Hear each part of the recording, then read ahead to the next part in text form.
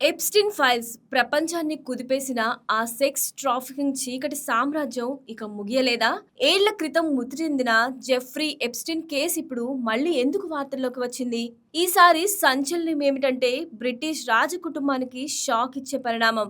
ఒకప్పుడు రాజకుటుంబాని గౌరవానికి ప్రతీకగా నిలిచిన వ్యక్తి ఇప్పుడు నేర విచారణలో నిందితుడిగా మారాడా?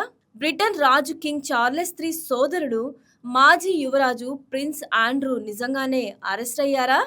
రాజభవనం గోడల వెనుక దాగిన రహస్యాలు ఒక్కొక్కటిగా బయటపడుతున్నాయా? ఇది కేవలం ఒక అరెస్టేనా లేక శక్తి సంపద ప్రభావం అన్ని కలిసిన అంధకార ప్రపంచానికి ఇది మొదటి హెచ్చరిక? ఎప్స్టీన్ ఫైల్స్ ఇంకా ఎన్ని పేర్లు బయటపడతాయి? ప్రపంచాన్ని షాక్ కి గురిచేసిన ఈ సంచలన స్టోరీలో లేటెస్ట్ ఎపిసోడ్ చూద్దాం ఇప్పుడు.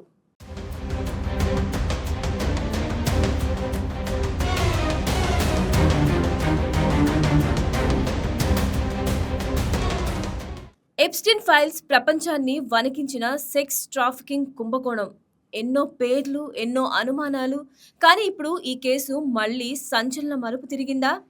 దశాబ్దాల పాటు బాలికల అక్రమ రవాణా సామ్రాజ్యాన్ని నడిపిన నేరగాడు జెఫ్రీ ఎప్స్టన్ కేసు మరోసారి బ్రిటిష్ రాజకుటుంబాన్ని కుదిపేసింది. తాజా పరిణామాల్లో బ్రిటన్ రాజ్ కింగ్ చార్లెస్ III సోదరుడు మాజీ యువరాజు ప్రిన్స్ ఆండ్రూ అరెస్ట్ అయ్యారన్న వార్త ప్రపంచవ్యాప్తంగా సంచలనం సృష్టిస్తుంది. ఒకప్పుడు రాజకుటుంబ గౌరవానికి ప్రతీకగా నిలిచిన వ్యక్తి ఇప్పుడు అంతర్జాతీయ నేర విచారణలో కేంద్ర బిందువుగా మారడం పరిస్థితుల తీవ్రతను చూపిస్తోంది.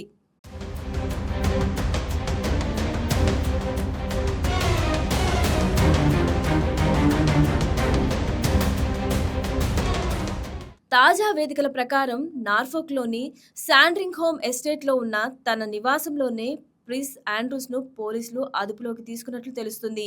ఈ అరెస్టుపై అధికారిక వివరాలను వెల్లడిస్తూ థేమ్స్ వ్యాలీ పోలీసులు ఒక ప్రకటన విడుదల చేసినట్లు సమాచారం. అయితే బ్రిటన్ చట్టాల ప్రకారం నిందితుడి పేరును వారు స్పష్టంగా వెల్లడించకపోయినా కేసు వివరాలు మాత్రం ఆండ్రూనే సూచిస్తున్నాయన్న విశ్లేషణలు వినిపిస్తున్నాయి. ప్రభుత్వ పదవిలో ఉండి దుష్ప్రవర్తనకు పాల్పడ్డారన్న అనుమానాలే ఈ అరెస్టుకు కారణమని చెబుతున్నారు.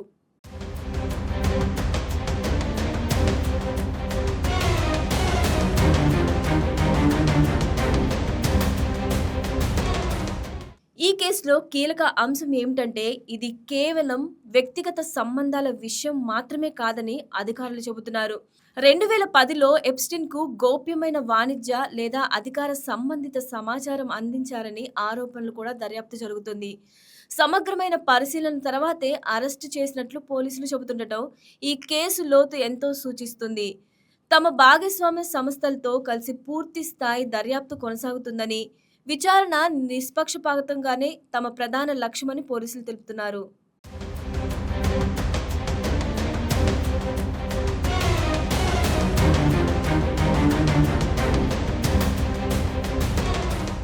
ఇదెలా ఉంటే ఈ పరిణామంపై రాజ కుటుంబం స్పందన కూడా ఆసక్తికరంగా మారింది. ఈ వ్యవహారంపై దర్యాప్తుకు పూర్తి స్థాయి సహకారం అందిస్తామని బకింగ్హామ్ ప్యాలెస్ వెల్లడించినట్లు అంతర్జాతీయ మీడియా చెబుతుంది. ముఖ్యంగా ఎప్స్టీన్తో ఉన్న సంబంధాలపై వస్తున్న ఆరోపణలు బ్రిటిష్ రాజ కుటుంబం ప్రతిష్టను మరోసారి ప్రశ్నార్థకంగా మార్చాయి.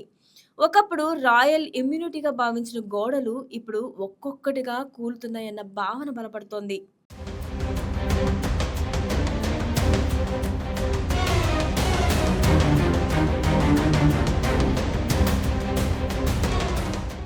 అరెస్టుకు ముందు చోటు చేసుకున్న పరిణామాలు కూడా అనుమానాలను మరింత పెంచాయి. శాండ్రింగ్హోమ్ పరిస్థితిలో గుర్తు తెలియని పోలీసు వాహనాలు, సాదా దుస్తుల్లో అధికారులు కనిపించారన్న కథనాలు వెలుగులోకి వచ్చాయి. ఈ దృశ్యాలు ముందే పెద్ద చర్యకు సంకేతాలా అన్న ప్రశ్నలు ఇప్పుడు వినిపిస్తున్నాయి. మరోవైపు ఈ ఘటన వెలుగులోకి వచ్చిన రోజే ఆండ్రూ పుట్టినరోజు కావటం ఈ వార్తకు మరింత భావోద్వేగ తీవ్రతను జోడిస్తుంది.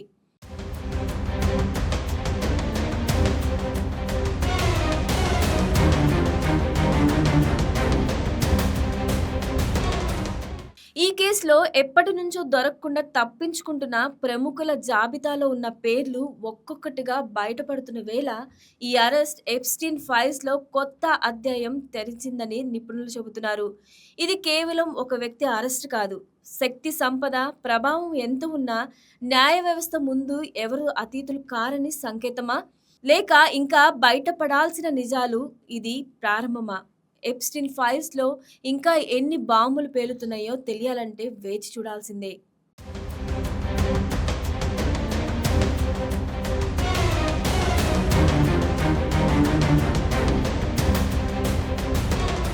Please subscribe to YK TV Network. Please subscribe to YK TV. Please watch YK News.